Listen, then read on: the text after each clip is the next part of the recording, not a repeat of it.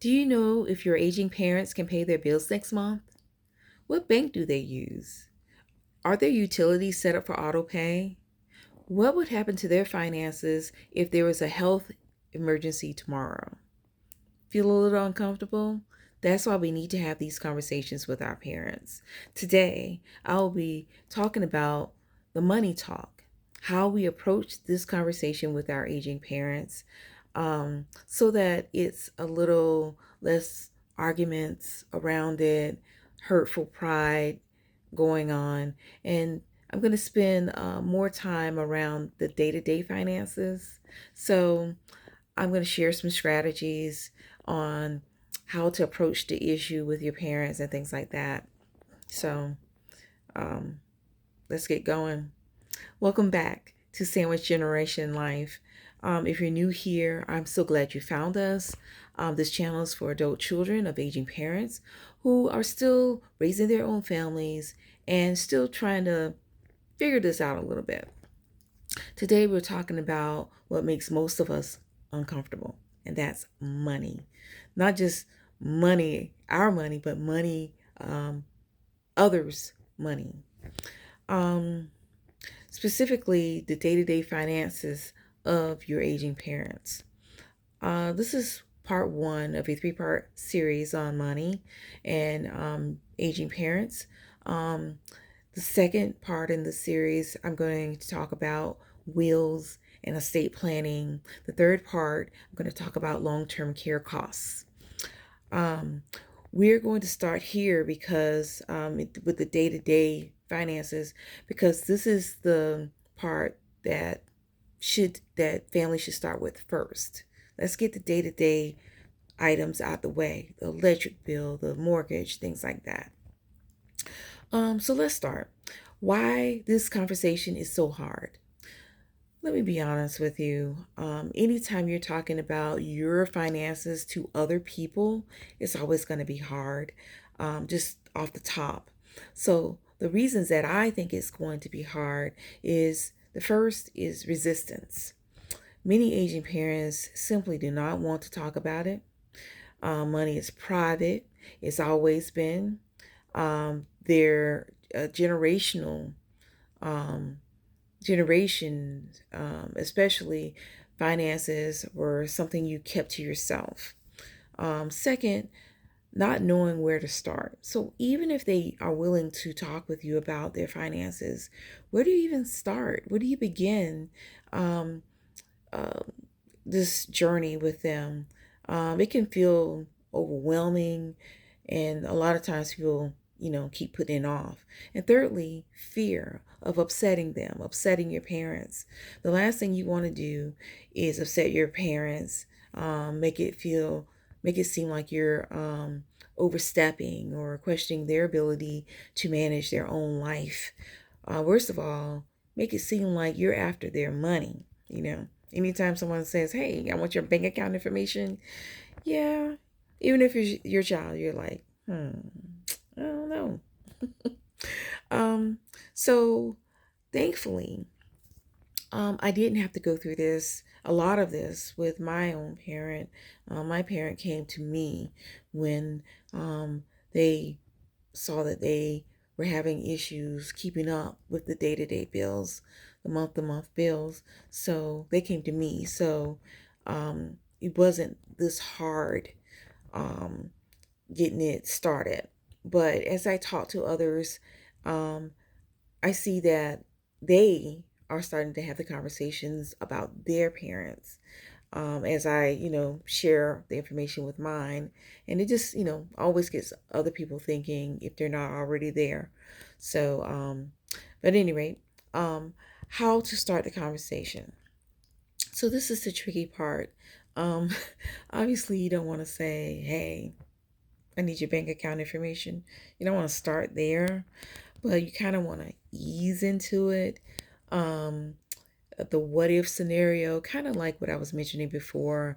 Like, what if some kind of health emergency came up where they were not, it wasn't like they could never take on their finances again, but maybe temporarily they would not be able to um, be able to pay their finances, you can ask them like, well, who in the family, especially if you have siblings, to not make it all about you.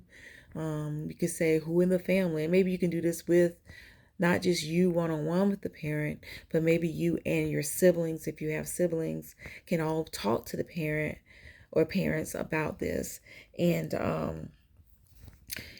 say, if this emergency came up, who in the family knows this information? Who knows what would need to be paid, when it needs to be paid, whether it's automatically set up or do you manually pay it? Is it a check that's being written? All this information, who knows it if something was to happen where even temporarily they weren't able to do it. So that's probably a good way to kind of approach the whole conversation. The what if scenario is probably the best approach. Um, and the what if scenario also um, puts it in the category of the well-being part, the peace of mind part, right?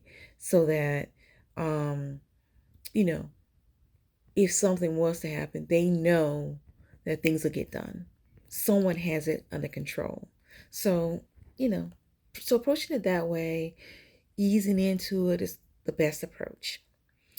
Um, and the other part of this is there are 5 things that I think I would have liked to have known about the day-to-day finances that the things that I eventually had to find out about when I took over my parents' financial um, obligations.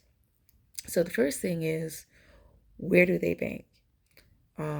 Which bank or credit union? Do they have a checking or savings account? Are their statements kept online? Do they keep their paper payments? Is it mailed to them?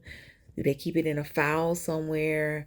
Where's how does all that you know happen? And then number 2 is, what bills do they have and how are they paid? So utilities, insurance, mortgage, rent, phone, um, any of these auto pay. Are any of these set up for auto pay?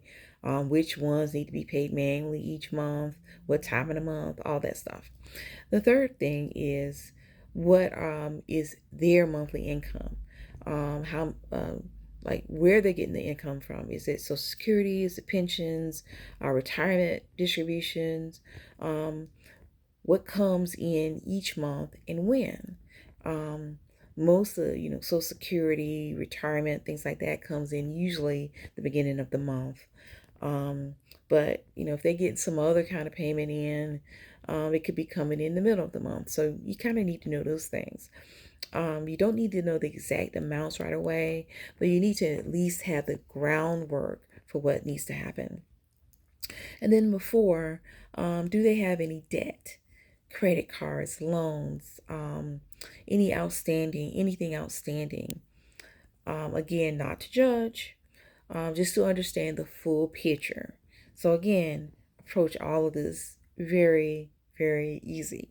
You don't want to seem like you're wagging your fingers when they, tell you, well, I have 5 credit cards. Like, what? So, and then number 5, where are the important documents kept? And I mentioned that a little bit earlier, but like the bank statements, insurance cards, financial paperwork, not to take over, just to know where to find things in case you need them. You don't have to cover all 5 in one sitting. But you can kind of break it up. You don't need to know everything all at once because, again, you're easing in, you're gathering information. You don't want to overwhelm the parent to think that you're coming in and just taking over. So, so those are kind of good things to know. You can always come back for details a little bit later. Um, and then you need to find out like what to do with the information. Like once you start gathering this information, these are the kind of things I recommend to kind of keep it all together. Create a simple document.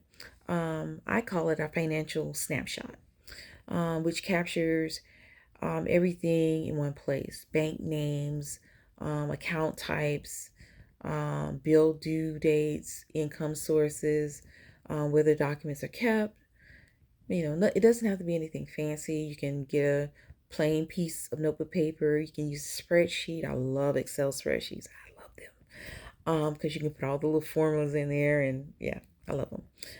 You can use a Word document, notebook, anything, and keep it somewhere safe that both you and your parent has access to. Update it whenever something changes. This document will be one of the most valuable things you ever create for your family because it's in place for any kind of health emergency. So, it'll already be in place. And so this is the hard part. What if the parent refuses? Now, if the parent absolutely refuses and will not have this conversation, it happens. Some parents are very private, very stubborn, and afraid of what the conversation means, right? Um, so don't force it.